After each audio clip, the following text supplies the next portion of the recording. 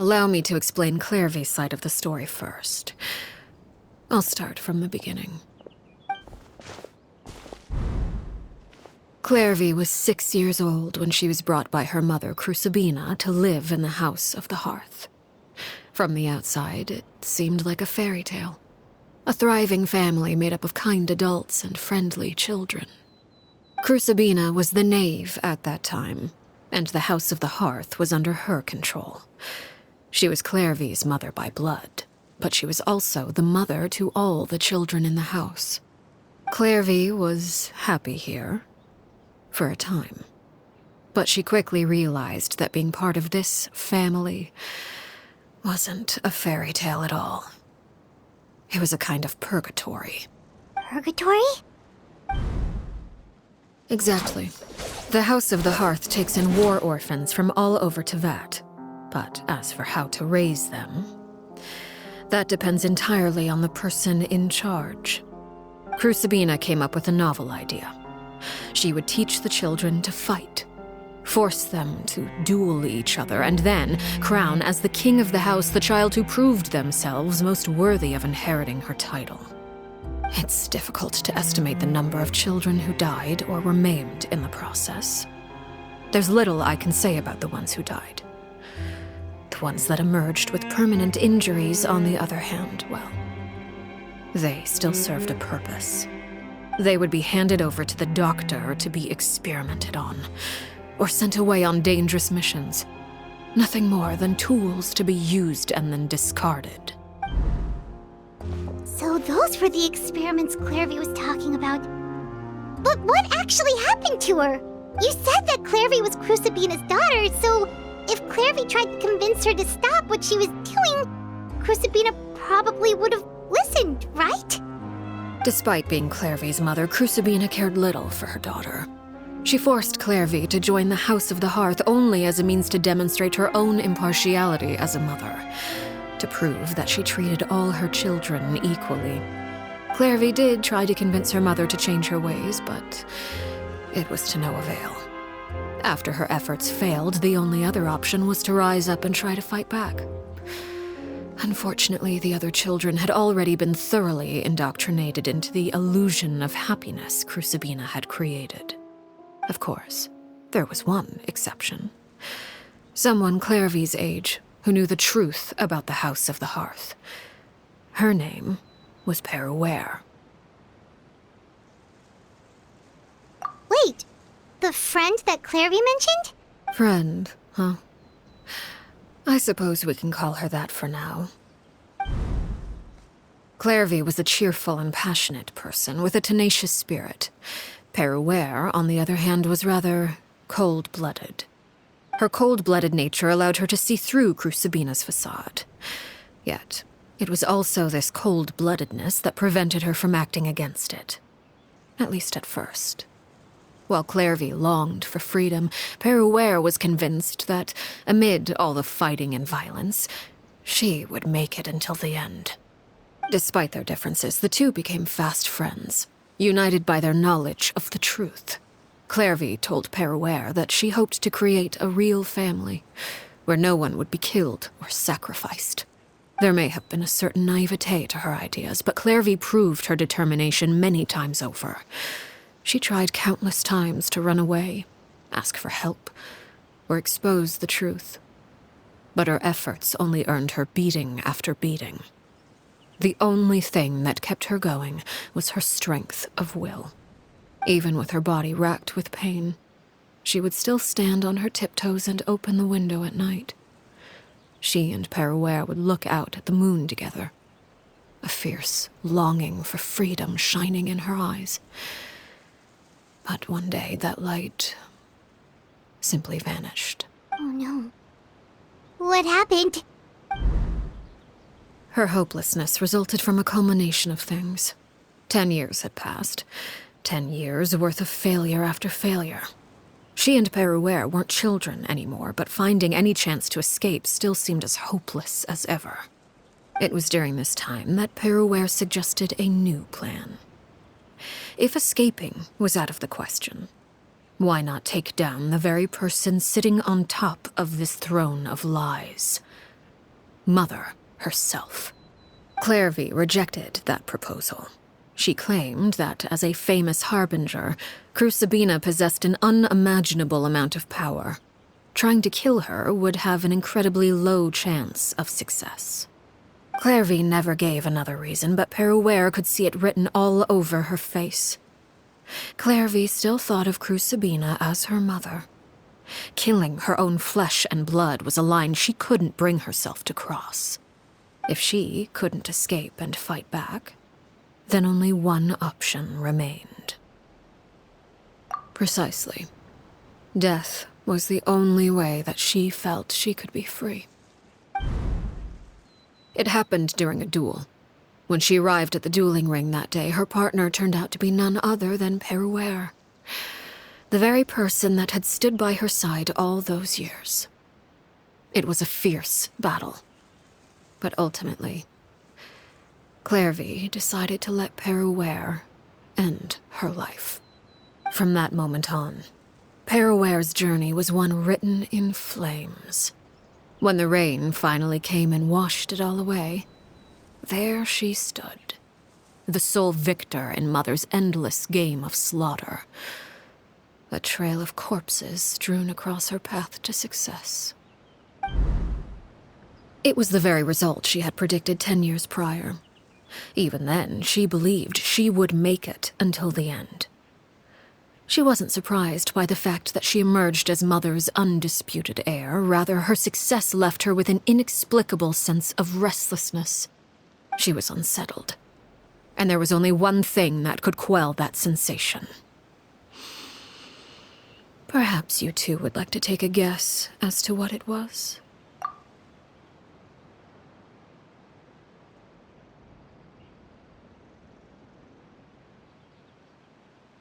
Crucibina, you mean? But... Correct. This is the place where Peruere killed her best friend. A mere year later, this is also the place where she fought tooth and nail to kill the mother they shared. The moment she acted, any conception of what was right or wrong ceased to matter. It's one of the principles of the house. Only those who survive get to write the rules. Peruere won the battle, and became a harbinger herself. After which Her Majesty, the Tsaritsa, bestowed upon her a new name. Arlecchino. So the Perry Clairvy was talking about... It was you all along. You're Peruere. Arlecchino is just a name you got later. I left that name behind long ago. I must say, hearing it now does bring back memories. After I defeated Crucibina, the moniker of Mother died with her. I chose to forego the title she called herself, and even chose to give up my own name. I rebuilt the House of the Hearth under a new identity.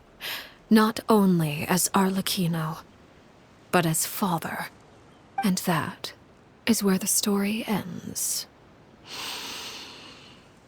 Any more questions? Yeah. Based on what you just told us, Clairvy wasn't a little kid when she was killed. So the Clairvy we met... Was she really a spirit at all? I suppose you could call her an illusion born of flame. Her existence is like ashes to a fire.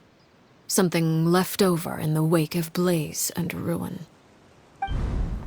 You see, a certain power runs through my veins. It's not unlike a curse. My flames leave behind shadows of anything they consume. Of course, the chances of those shadows morphing into a sentient entity are exceedingly slim. Clairvy is a very special case. Clairvy died when she was 16 years old, but what emerged from the flames was her 6-year-old self. Her appearance wasn't the only thing affected. Most of her memories were lost to the blaze as well. Memory is a mysterious thing indeed. Losing a portion of your memories will alter your sense of self. Lose 10 years' worth, however, And it would be like living in the past. Like returning to a version of yourself that never grew up. No wonder Paimon got such a weird feeling when we were talking to her. Perhaps I should put it this way. Clairvy is someone trapped in time.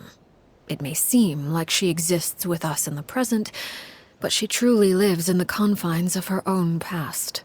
So if all of that is true, then you must have known about Clairvy for a long time. Indeed. She's a rather volatile and unstable entity. Sometimes she would look after the children. She's even saved some of their lives. But other times, she would hide from me and become obsessed with revealing the truth about the house to anyone who will listen. Shadows don't have the capacity to learn or grow. Any new information they encounter is quickly forgotten over time. Your attempts to expose Clairvy to sunlight, they failed, yes? The reason is actually quite simple. In Clairvy's mind, the house is impossible to escape, and it is this very perception that traps her there. But no matter. All I have to do is kill her again, and all will be resolved. I don't anticipate so much as a single speck of ash will be left behind this time.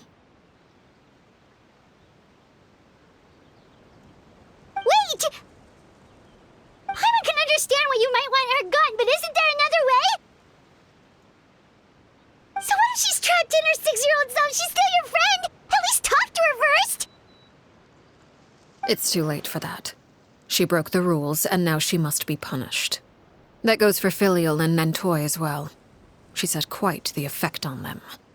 I hope you understand the difference between Crucibina and myself lies in our formulation of the rules, not our policy for enforcing them.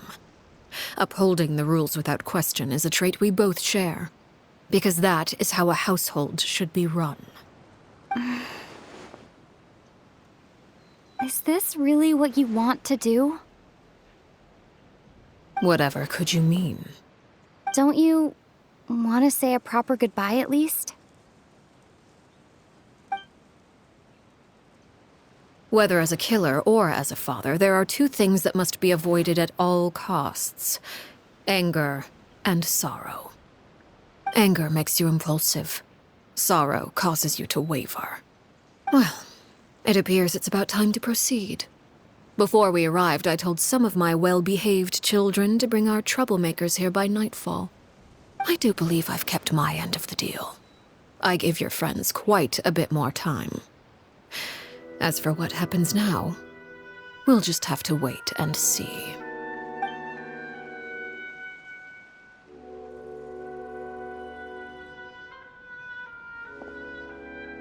Here they are, Father. You gonna execute him? Seeing something like that would actually be a first for me. Lenny! I'm sorry. I heard about how you helped buy us more time.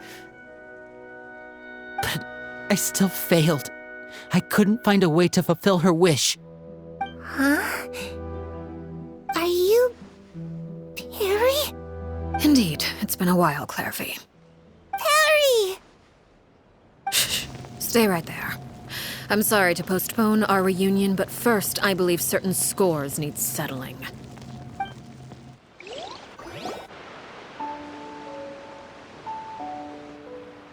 Father, let me explain. Out of my way. Father! You chose to conceal a threat to the house, and for that, you must be punished. Overall, however, I suppose your wrongdoing is hardly the most egregious of the bunch, so I'll deal with your punishments later. As for right now, the more pressing concerns are the traitors among us. By traitors? Do you mean us? Father, let me explain. We didn't mean to... Fultz, why don't you share what you heard? Yes, Father. Secret Midnight Meeting number 3. Participants, Filial, Nantoy, Sato, Toddy. Nantoy clearly said, if only Father wasn't the one who took us in. Sato added, I'm sick of this life. I just want to live as a normal person. Filial was the worst of them all. She called us crazies and said a bunch of mean things about Father. I did not! You're lying! Fultz is trying to frame us. It's not like I'm the only one who heard those things. After that, you and Toddy and a bunch of other people started talking about Clairvy. You were using all those things Clairvy brought up as an excuse to question Father. We're birds locked in a cage. The only way out is to destroy it.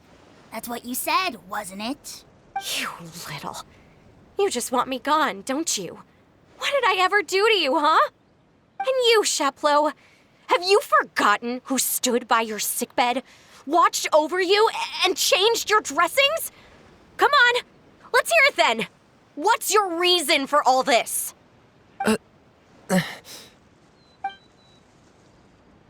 You're wrong, Filial. We don't want you to die. You're our family. Liar. You wouldn't be doing this if that were the case. So why? Why have you backed us into a corner? We all live in the House of the Hearth. You know the type of work we do, Filial. A single betrayal can cost dozens of us our lives. It's not like it's never happened before. That kind of thing is hard to forget. That's why the House of the Hearth cannot tolerate any form of betrayal. Ever since we came to Poisson, you've had 7 secret meetings. A lot of the things you talked about really crossed the line. You've been spying on us for half a month? Wait a second. Now that I think about it, the move to Poisson was just a way to make it easier to spy on us, wasn't it? Because we were all in one place. You've had this planned all along. Filial, Nantoy, I'm sorry. I owe you both my life. I owe Clairvy too. If it weren't for all your help after I got poisoned, I wouldn't be standing here today. If this were any other situation, I would do anything to repay that kindness, even if it cost me my life. But rules are rules. I'm sorry. My hands are tied. Why? Why? That's enough, Filial. We made a mistake, and we should own up to it. We broke the rules, plain and simple. And now we have to face the consequences. I'm sorry, Chapleau. Fultz. I'm sorry, Father. We accept our punishment.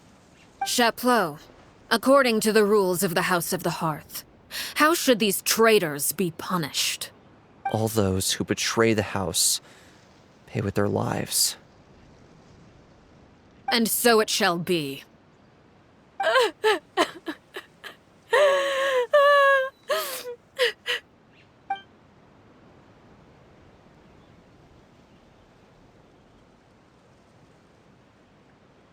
Father, please wait! Something you want to say, Linny? Please reconsider, Father. What Filial and the others did, does it really count as betrayal? We all come from broken families. From the very first day we joined the House of the Hearth, we wanted nothing more than to make it a real home. But the truth is, none of us know what a real home should look like. I'm not saying I have all the answers. All I know is this. Killing Filial and the others may uphold the rules, but doing so will only bring us further away from being a real family than we've ever been. So please, Father, please reconsider. I agree with Linny. Father, please. Linny, you...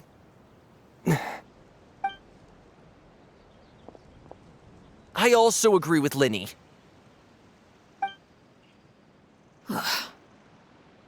An order once given cannot be rescinded.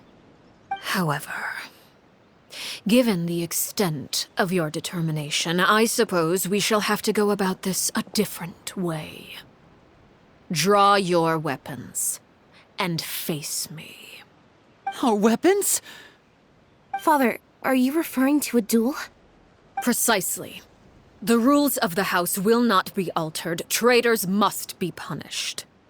However, resolving disputes with a duel is also one of our rules, one that also applies to me.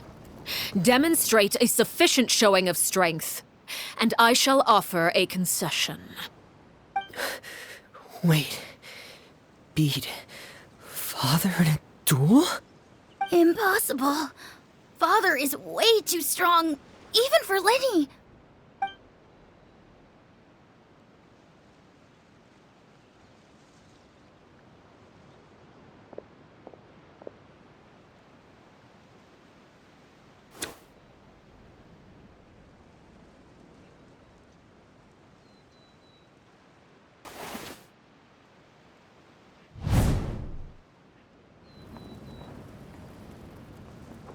Did you hear that, Traveler?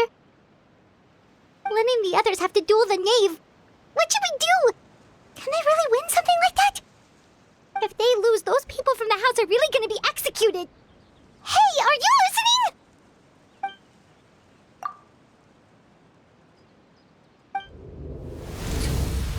Don't you want to say a proper goodbye at least? Anger makes you impulsive. Sorrow causes you to waver.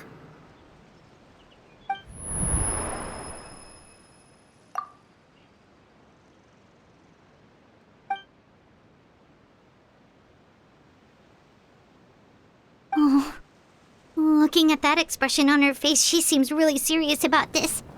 Guess that means there's no chance she's throwing the duel on purpose, huh?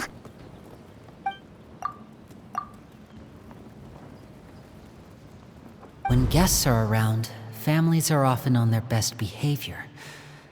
And any disputes are less likely to escalate. When the time comes, make the choice that you deem most appropriate in the situation, and lend your help to the House of the Hearth. What's wrong, Traveler? Hey, where are you going? Traveler?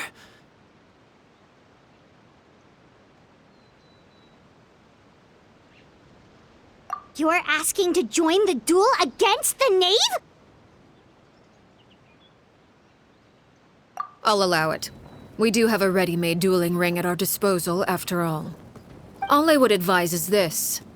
Keep a firm grasp on your weapon, and give it your all. Any less, and you may just lose your life.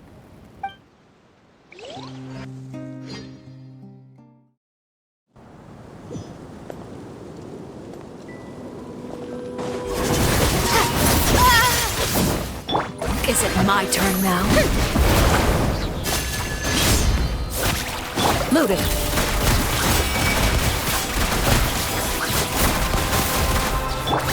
Close and voila!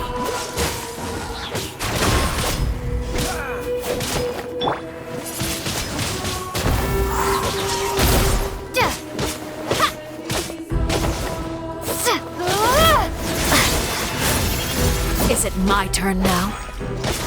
With these rising flames! Now that's more like it.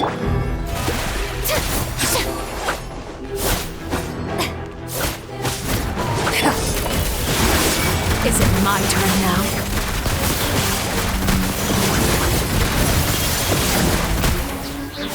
If I really have to draw my blade, then...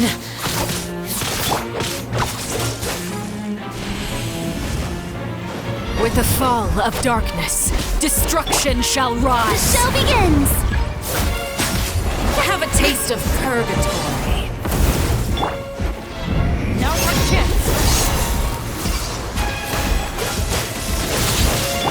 Evil looks, shoot on sight. Enough! Is it my turn now? Look at you. Trapped like a bunch of helpers. You alright? Let the world collide! What's your luck? Cool it!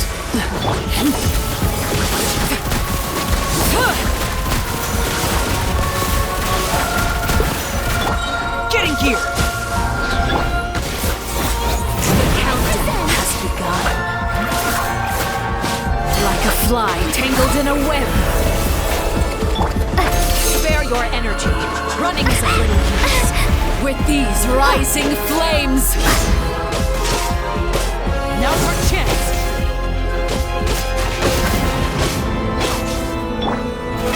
Oh, brilliant! Look at you. Trapped like a bunch of helpless animals.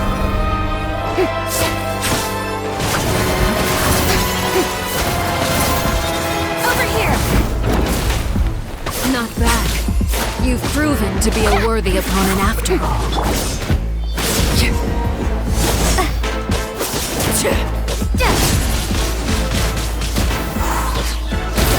Into the shadows. Try to pace yourself. Spare your energy. Running is of little use.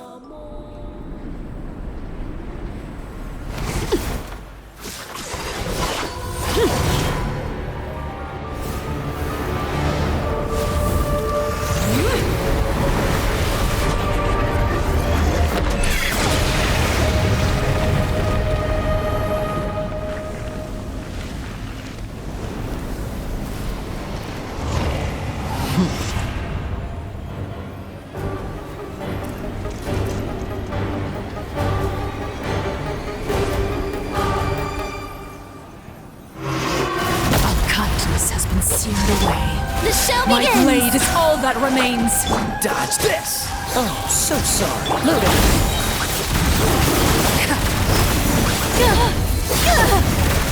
Hunt them down. Now's our chance. Over here!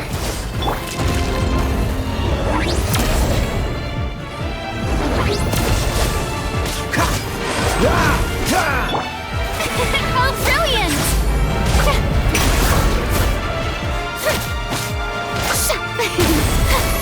Watch out for Father's movements. Look out!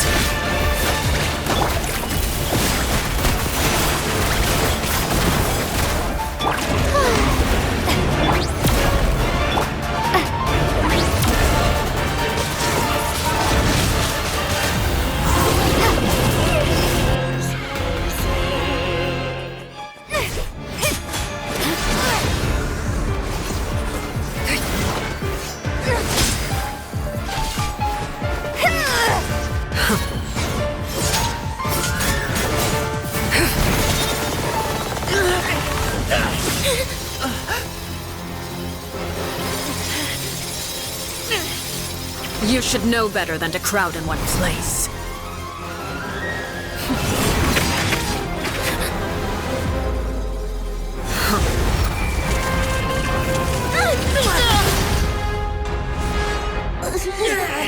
Oh, I know. No! I'm sorry, Father!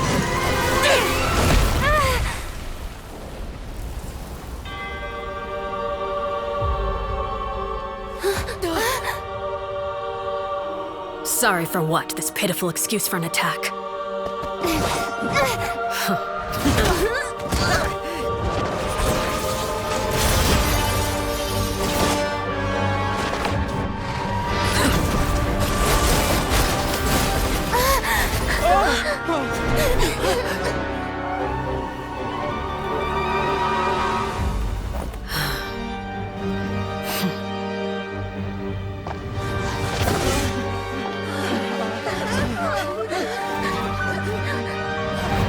Father, no!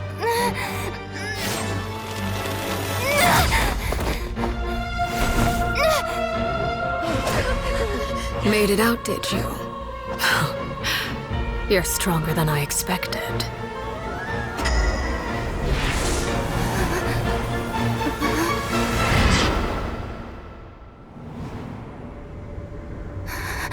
A crimson moon.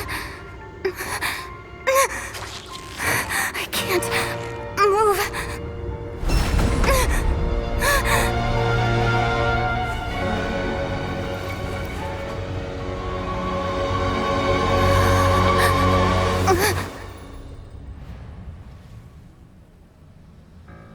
Still, not strong enough to beat me.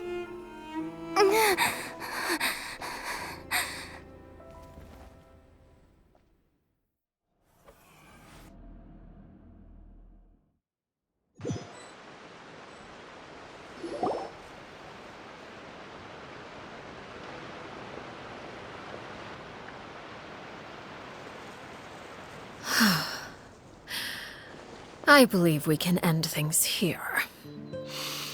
It's not often that we get to enjoy the company of guests, after all. We wouldn't want things to get too out of hand. Brother, are you all right? Lenny! Given that I am the victor of this duel, as agreed, the punishment stands. No! I never thought things would end like this. However, everyone involved in the duel demonstrated a remarkable level of strength and determination. In light of this, I'm prepared to change the method of execution. Elwar, the bottled flames I gave you for safekeeping. Do you still have them? Yes? I wasn't sure what they were for, but I've kept them super safe. I didn't lose a single one. Wonderful. Then, in just a moment, I'll have you administer them. Bottled flames?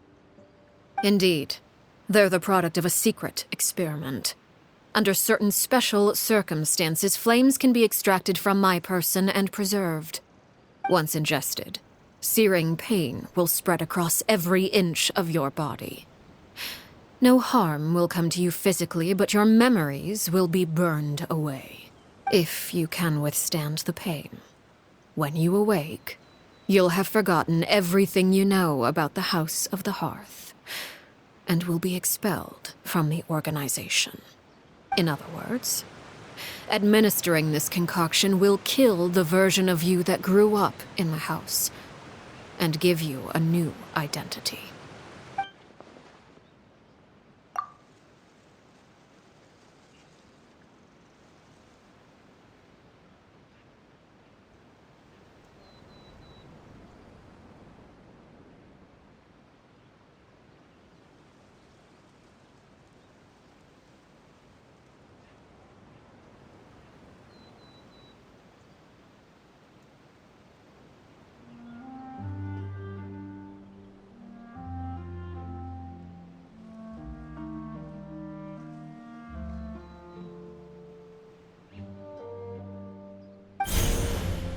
Memory is a mysterious thing indeed. Losing a portion of your memories will alter your sense of self.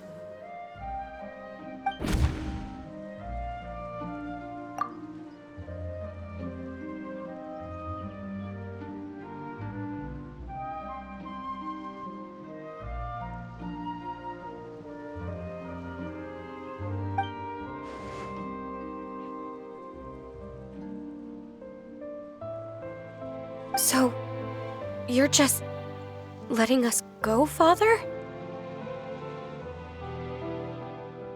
You misunderstand. Memories are extremely important. Once consumed by flame, the version of you standing before me will die, and our secrets will die with you. So no, I don't intend to just let you go, because the person who survives will be nothing but a stranger. Even so, I won't have to live in fear anymore. I'm sorry, Father. I'm sorry I let you down. But I really... Don't cry, Filial. You haven't left the house yet, so there are still rules to be followed, yes? Remember what I taught you. Anger makes you impulsive, sorrow causes you to waver. Don't let yourself be controlled by your emotions. Of course. I'll remember. Dry your tears, and go pursue the life you really want. Yes, Father.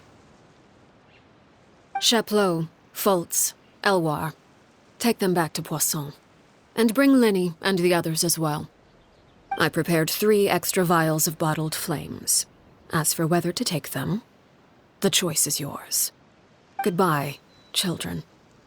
The next time we meet, I will no longer be your father. Thank you for all you've done for the house.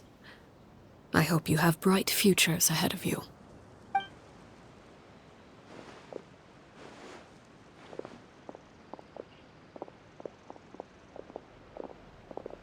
Father.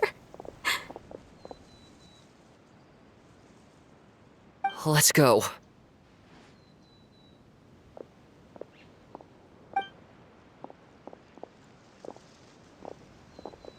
Here, grab my arm, Linny. I'll help you walk back. Thank you.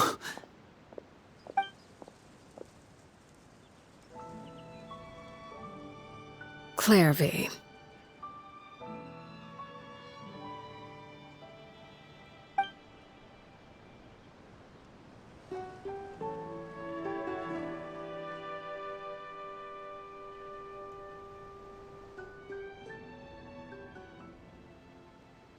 Can we talk now?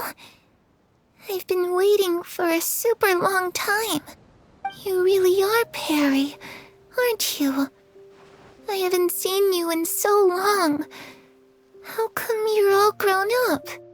Wait, did I somehow travel to the future on accident? Or am I dreaming? What a long dream. Neither.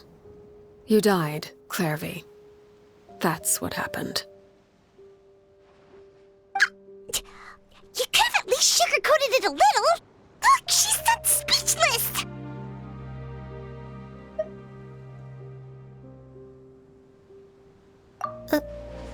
Oh. Okay then. Huh? That's it? You accepted it just like that? Yep. If that's what Perry says happened, then I believe her. Perry wouldn't lie to me. Plus, I don't really need to know why I'm like this. I'm more curious about what happens in the future. If you're a harbinger now, Perry, that means Mother is gone, isn't she? Can you tell me about it? I want to know what happened to her. And to me. You never stopped trying to defy fate. At first, no one believed you. You could only vent your frustrations to the moon. In fact, you often sought comfort in the night sky. You wanted to see the aurora, so one night we promised each other we would go to Snezhnaya to see it together. Later on, you tried to run away, but you were brought back each time. Mother spared your life, but it wasn't out of kindness. Instead, she decided to make an example of you by slowly torturing you over time. That way, the other children would know what happens to traitors. Still, you never gave up. Mother hoped that through ruthless duel after ruthless duel, she would be able to crown an ultimate victor among the children she raised. But you called on everyone to unite, to fight to a draw in order to reduce casualties. Your efforts may have only delayed the inevitable, but still. You gave them hope. You tried everything you could think of, but every attempt ended in failure. Still, you never turned your sword on Crucibina, and you never turned it on me. On that gloomy day, you told me, "For the last 16 years of my life, I've done everything I can to fight for freedom. But now, I realize that the only freedom I truly possess is the freedom to choose to die." I never imagined I would say something like that. I must have been feeling really worn down. But somehow, I still think I understand. According to Mother's plan, only one of us was going to make it until the end. And I always hoped that person would be you. If I could do it all over again, I still don't think I would make a different choice. Even when I first met you, I knew you'd be able to do what I couldn't. Is that so? Even now, I'm not sure I truly understand what kind of freedom you were trying to pursue. But as the head of the House of the Hearth and as the children's father, I've tried to give them the most basic of freedoms. The freedom to choose their own fate. It's something I discussed with the Eudex of Fontaine. The children who want to leave the house will have their memories wiped clean of all secrets pertaining to the organization. In return, they will be allowed to live a normal life in Fontaine without being prosecuted for their past. Of course, I won't simply hand freedom to them on a silver platter. They have to fight for it and prove themselves worthy of it. Only freedom that is earned has true value. That's more than enough. That's exactly the kind of life I was fighting for. You know, Perry, I think you're a pretty amazing king, and a really great father, too. I'm really happy that you're the one who took over the house. I guess I do have one regret, though. I still haven't seen the outside world. Well, it just so happens that our dear guests over here have been to many nations and traveled to countless places. Perhaps they would be willing to tell you what the outside world is like. Really? Of course! We've traveled all over the place. We've got so many stories, we could probably talk your ears off for 3 days straight!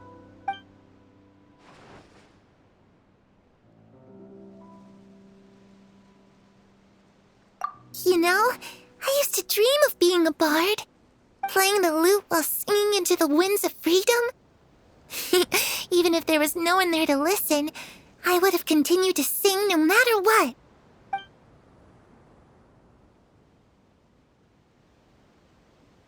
Ah, that's where Mora comes from. I never knew that before. If I had some Mora, I would buy 3 new dresses. One for me, one for Perry, and one for Mother. It's just too bad Perry doesn't like wearing dresses. And Mother, well, she probably wouldn't accept something like that either. I guess I'd just have to keep them all for me then. I could wear a different one every day.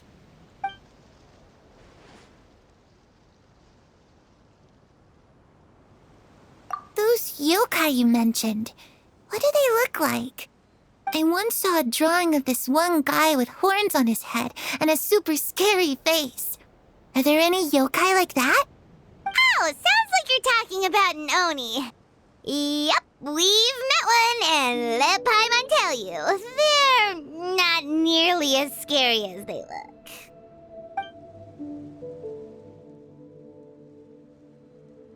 I was always too afraid to skip Mother's fighting lessons.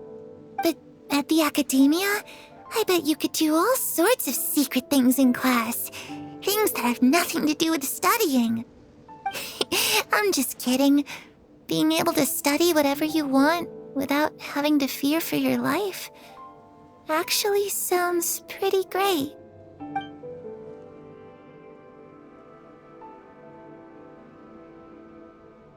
The situation was super dangerous. Lenny and Lynette were accused of committing a crime, and they were going to have to stand trial at the Opera Epicles. Oh no, that must have been hard for all of you. What happened next?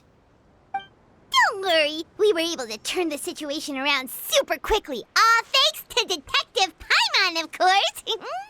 How'd you do that? Come on, tell me. Okay, so it was like this. After the failed magic show, we rushed to the scene and...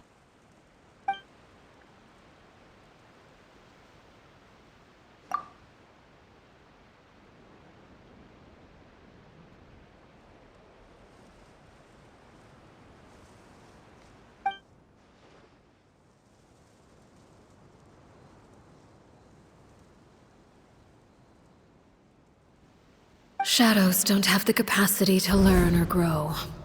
Any new information they encounter is quickly forgotten over time.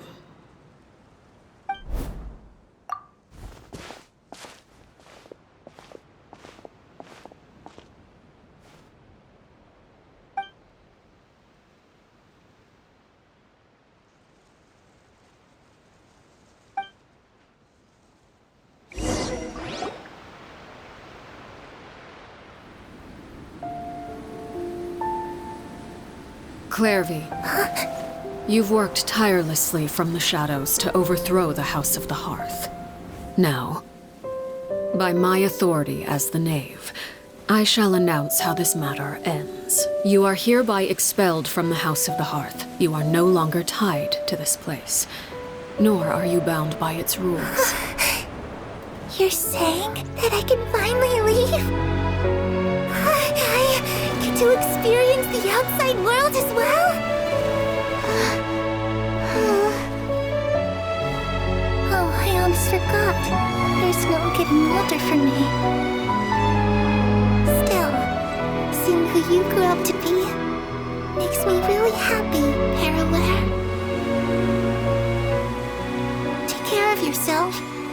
Goodbye. May we meet again someday.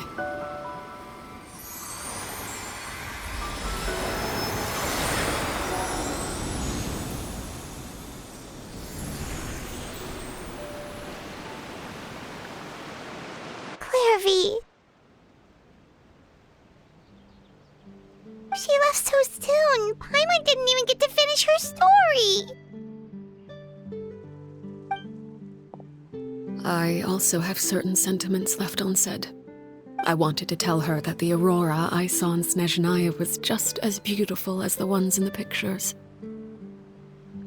But a shadow's memories reset at dawn. Had we delayed any longer, we wouldn't have had the time to say goodbye. Whatever regrets may linger, let them be lost to the coming of a new day. Father? It's Linny! Hey, Linny!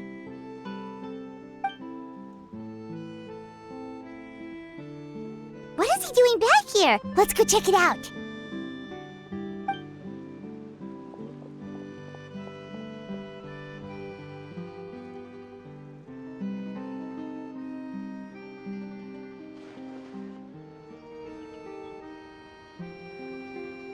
Father, the bottled flames have been administered. Filial and the others have left the house. And you? What have you decided? Thank you for giving us that choice, Father. But we never wanted to leave the house. It's the only home we've ever known. Lynette and Fremine feel the same way. They're recuperating back at the Hotel Bouffe d'été.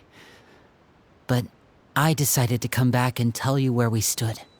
I'm sure you're well aware of the expectations I have for you. I want you to follow in my footsteps and become the next king of the house. Yet you seem to have different ideas, I must admit. I'm rather surprised by your decision to stay. There's nothing wrong with choosing to live a quiet life. Leading this organization is a heavy responsibility, one not so easily carried by someone forced onto the throne. I just never understood what you saw in me. What made you believe I was deserving of that throne? You're brave, talented, and, most importantly, you cherish your family. You would do anything to protect them, even if it costs you your life.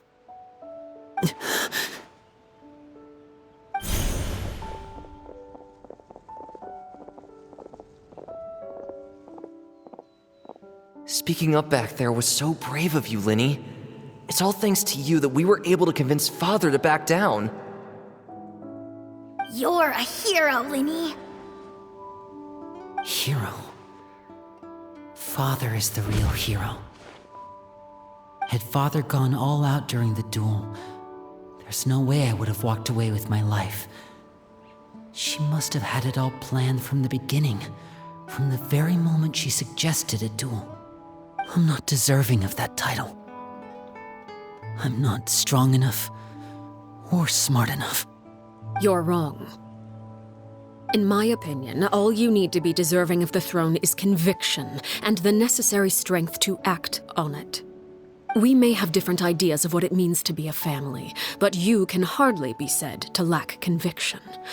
What you truly lack is strength. For someone of your talent, though, that's something that will come with time. Even without that strength, you still chose to face me in a duel, even though the odds were stacked against you. That capacity to honor your convictions is what I truly see in you. Father. No one knows what the future holds, what tragedy or triumph may be in store. Being at the head of this organization requires the strength of will to face whatever comes. Caution will only hold you back. If reaching a certain standard were required to go after what you want, I would never have succeeded in killing my predecessor. Back then, there was still a considerable gap between our abilities. Strength may decide the ultimate victor, but those who let a lack of strength dictate their decisions or undermine their convictions will never be worthy of the throne. I understand, Father. Thank you. Children must grow up to surpass their parents. Only then can a family continue to flourish. The road ahead is not an easy one, so I'll ask you one last time. Are you certain you want to stay? You've done so much for me, Father, and that kindness must be repaid. Plus, with Project Stuja at hand, there are many dangers ahead, and I, for one, don't intend to back down. Protecting my family at all costs. That's my conviction. Then you're welcome to stay. As for Project Stuja, you need not be too concerned. If those cowardly businessmen and heartless dignitaries try to take us down, I'm prepared to teach them a lesson. Having members who longed for the light was our organization's last weakness. With those members no longer among our ranks, the House of the Hearth is like a spider hiding in the shadows. We need only wait for our prey to come to us. At present, our imperative is to use their plan to our advantage. In doing so, a crimson moon shall rise amid the frigid blizzards of winter. No demonstration of loyalty shall go unrewarded, and no sacrifice shall be in vain. As for the two of you, whether we meet again as friend or foe, I'll remember the camaraderie we shared in this moment. No matter how arduous the journey ahead, I hope we both reach our desired destination.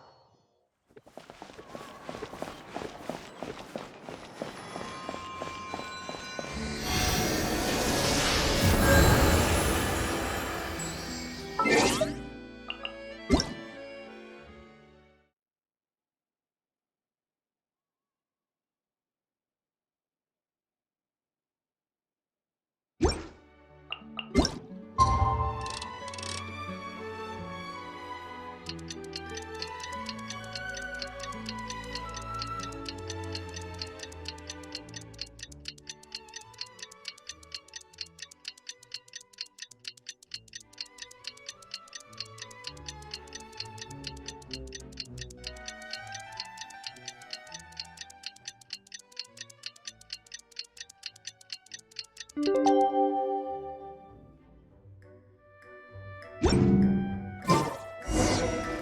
Linny say that Lynette and Fremine were recovering at the Hotel Bouffe d'été?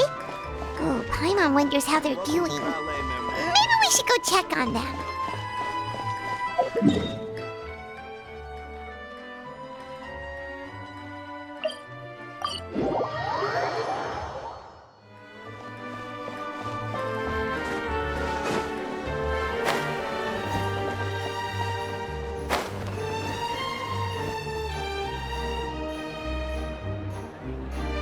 Lynette?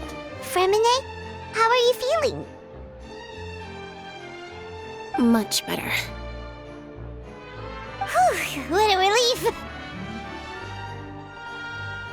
What about you? Are you feeling alright?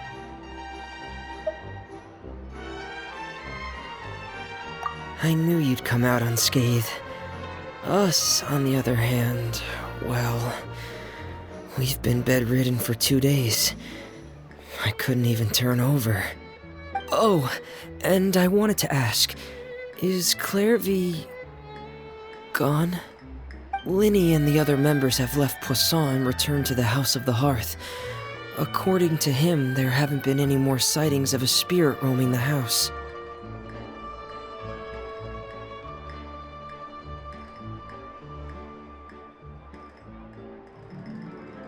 I see. I'm glad. Father came to check up on us 2 days ago and told us about what happened with Crusabina and Clairvy. Actually, I've met Crusabina before. Wait, what? You've met the former knave? Crusabina died a year after Clairvy. It was during the year between their deaths that I joined the House of the Hearth. Crusabina had an extremely cruel and radical way of doing things. While she was alive, the atmosphere in the house was suffocating. When I joined, though, the experiment she valued so much had already come to an end, and all the people involved, dead and injured alike, were gone. Crusabina never talked about the past with us newcomers. A couple of months after I joined, Father killed Crusabina and burned all her files. With that, the names of all the people subjected to her experiments, Clairvy included, were lost to the flames, along with the painful memories they represented. Father took in Lenny and me a couple months after that, but she never mentioned anything about Crusabina or Clairvy. It really seems like something she was planning to keep to herself. The last time you talked to her, did she mention why she kept it a secret for so long? She said she didn't want us to be affected by the darkness of the past.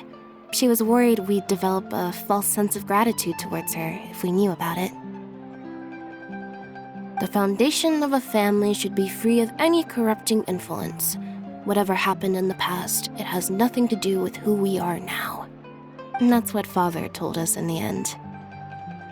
But I still thanked her for everything. It was only after hearing about what Crusabina did that I finally realized how insignificant our lives could have been. The members of the house meant nothing to her.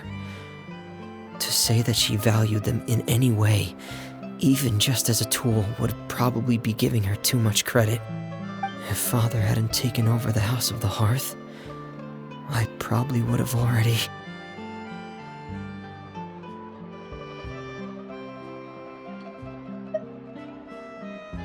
Father rarely brings up the fact that she saved us. She doesn't believe that being indebted to her should be what ties us together. But even if we didn't owe her anything, we would still choose to stay. Because this is our home. We may have arguments or times when we feel wronged. Some people may even choose to leave.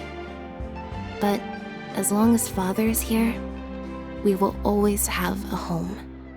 Whether the path before us is bathed in sunlight or shrouded in shadow, we'll follow Father wherever she chooses to go. So I wanted to say thank you for helping us make it through this crisis. Without your help, we could have lost a lot more along the way. Oh, we didn't do anything, really.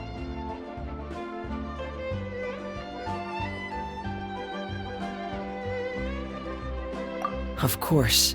You're welcome anytime. Are Filial and Nantoy okay? I actually saw them at a cafe this morning. They didn't recognize me. From what I could tell, they were drinking coffee and talking about one of the operas that started running recently. They seemed happy. If I had to take a guess, I would say they finally found the kind of life they always wished for.